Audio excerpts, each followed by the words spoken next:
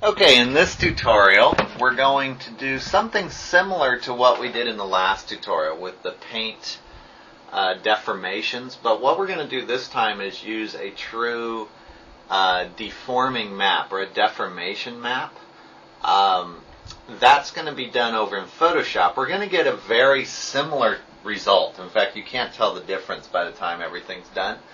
But it's done in a different way. Instead of being interactive with the plane this time and painting on it to raise the mountains, we're going to use Photoshop to make a template or a grayscale map that's going to be laid on top of the plane, and then that's going to give the plane the information on how high it should rise in whatever areas we want it to. Okay?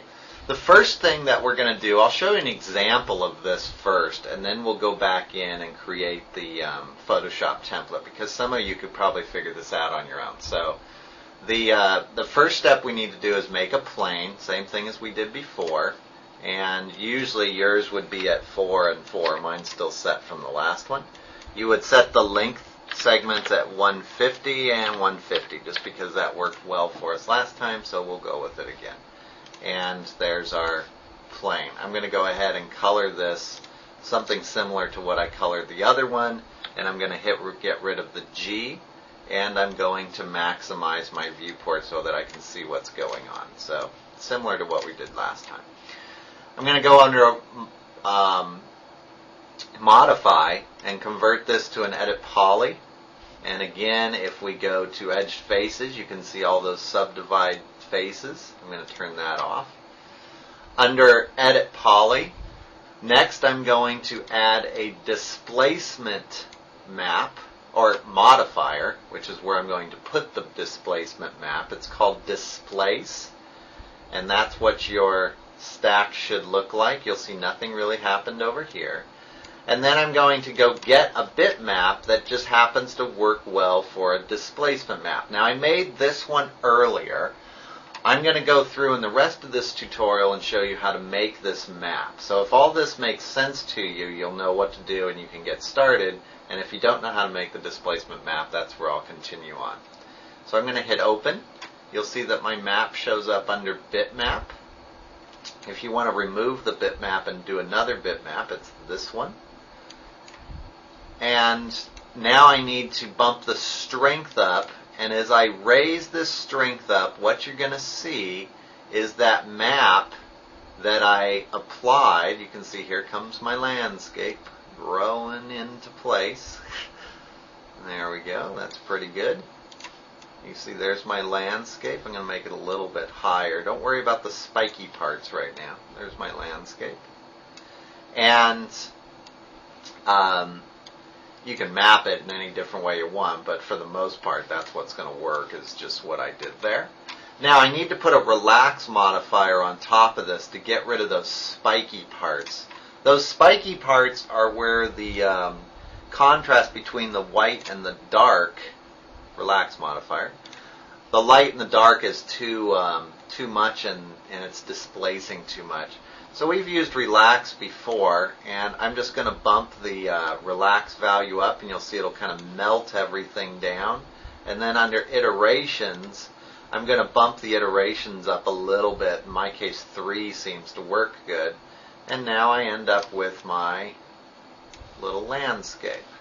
Now, you won't get quite as much control over this as you're used to with the paint deformations. You can see it tends to get a little soft. You don't get that overlapping effect that you got with the paint deformations. You could go back in on top of this and deform it more with your paint deformations. You could actually mix maps together and you'll get a little bit more of a rockier feel to it. But this is kind of the easy way to do things. So that's my displacement map in place. I'll show you what the displacement map actually looks like. Oops. Need to go under Displace, Show End Result. I'm going to drag this over here to this channel so that I can see it.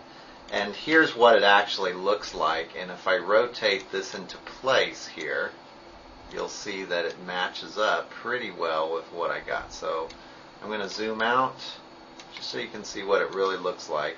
And this is what the map looks like. And you can see that the dark area is the lowest area. The lighter areas are the higher areas. And all these little scratches and streaks that I did are these little erosion marks, which are kind of getting blurred out now that Relax is in there. But it makes it look a little bit rockier. Okay? So now I'm going to go back in here and show you how to make a displacement map. And if you know how to make a displacement map at this point, you can go on, because I've shown you everything that you need to know here.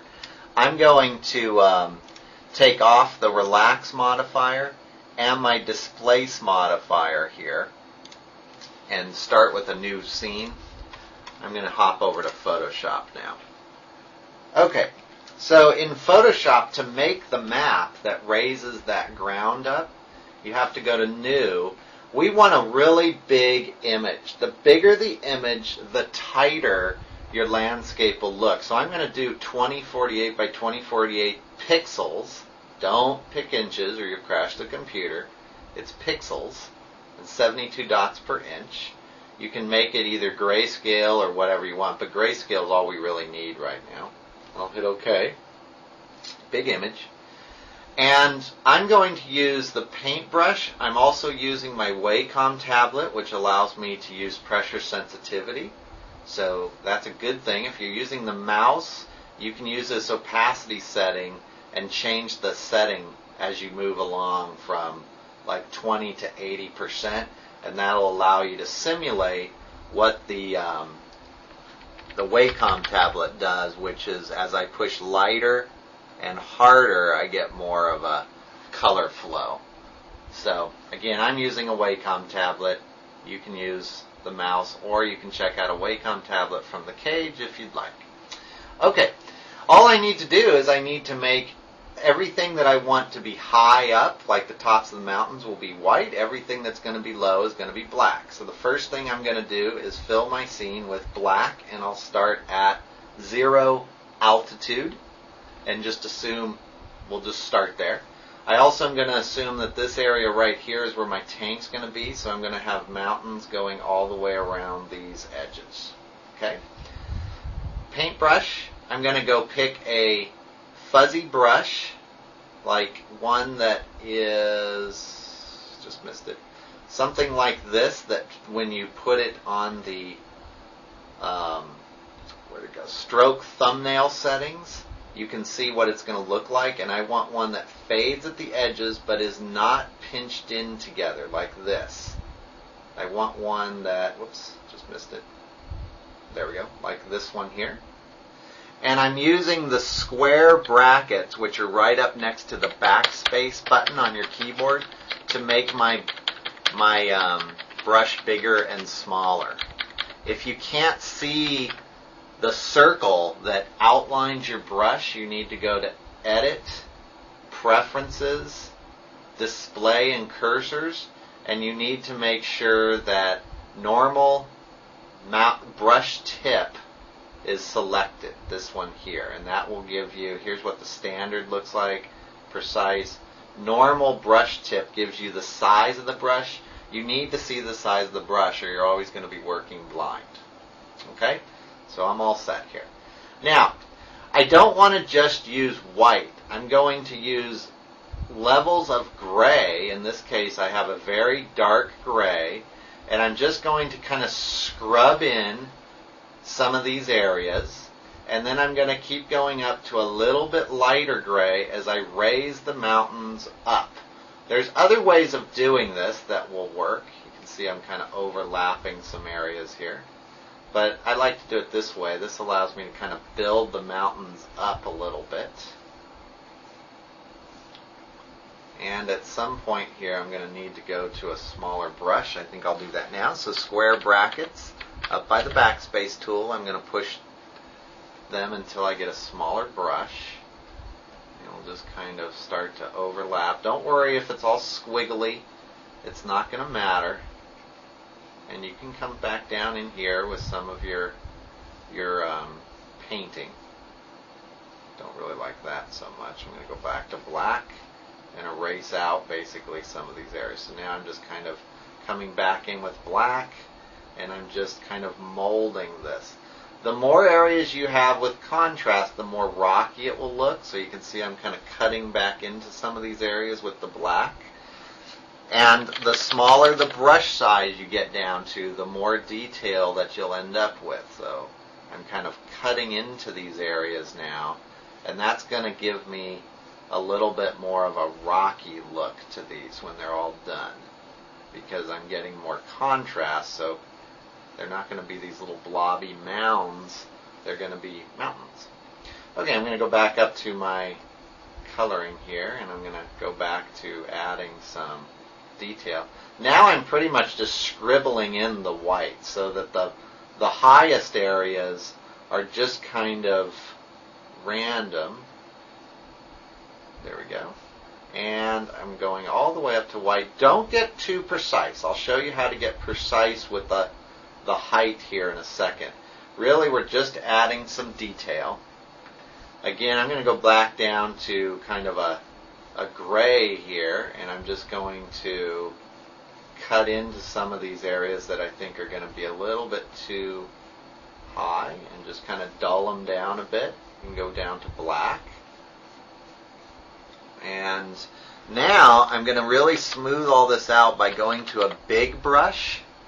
And I'm just going to, and again, I'm using my Wacom tablet. So if you're using your mouse, you're going to have to use this opacity setting up here and knock it down to like 20. And I'm just going to kind of fuzz out some of this area. Now I'm going to go to white, and I'll show you a little trick here. With your white, I want to make some of these areas really high. Right now they're all kind of even. I'm going to make a new layer. I'm going to paint in white, and it's going to look like I'm kind of ruining things right now. That's okay. Just paint in white in some areas like that. And then I'm going to drop this down to color dodge, drop the fill amount down, and what that's going to do is it's going to really raise up some of these areas. We don't want them going completely to white because they'll kind of plateau in max, but that actually looks pretty good. And now I'm going to make one new layer more. I'm just going to paint in some white and some black, big fuzzy strokes, just like that. And I'm going to knock the fill amount way down, and that'll just kind of blend everything together. Okay? So that's going to be my displacement map. I'm going to flatten all of my layers, and I'm going to save this as, in my case, displacement 2, because I had already saved that original one I showed you. I saved it as a Targa, but it can be a bitmap, it can be a JPEG, it can be whatever you want it to be. Now I'm going to hop back over to Max, put my Wacom tablet down, go back to my mouse here. Now we're just going to do the same thing we did before over. So, zoom in here so we can see what we're doing. And we're going to go to Displace. We're going to load our map, this one in this case. We're going to raise the strength up, and you can see it rising out of the ground there. There's our map. You can see it's a little bumpier than the last one, which I kind of like, especially down in here. It's had a little bit bumpier feel to it. And we'll just rise that up. And then I'm going to put a relax modifier on that if it's not smooth enough for you. Otherwise, you don't need to put a relax modifier on it. This, I'm just going to bump the relax value up a little bit, and the iterations, I want to save some of this bumpiness that's in it right now. I think I'll just leave it right at about there. And there's my landscape. So again, if I kind of zoom in here and put myself about where my tank's going to be, you can kind of get a feel for what it's going to look like. Alright, about there. And that's not too bad. Okay? So, that's a displacement map done in Photoshop. So two very different things. Although they can work together, you can blend them together, you can mix them together, or you can do yours one way or the other. Okay? And that's it for the displacement map in Photoshop.